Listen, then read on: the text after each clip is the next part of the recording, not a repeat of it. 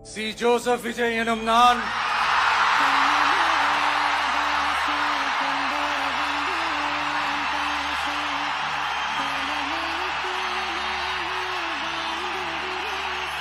சட்டப்படி அமைக்கப்பெற்ற இந்திய அரசியல் அமைப்பின்பால் உண்மையான நம்பிக்கையும் மாறா பற்றும் கொண்டிருப்பேன் என்றும் இந்திய நாட்டின் ஒப்பில்லாத முழு முதல் ஆட்சியையும் ஒருமையையும் நிலை நிறுத்துவேன் என்றும்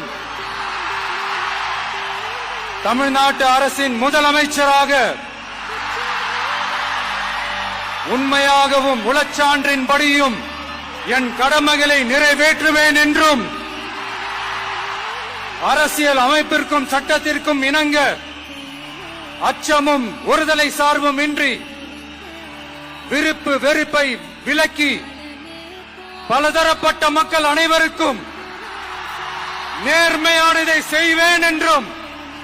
ஆண்டவன் மீது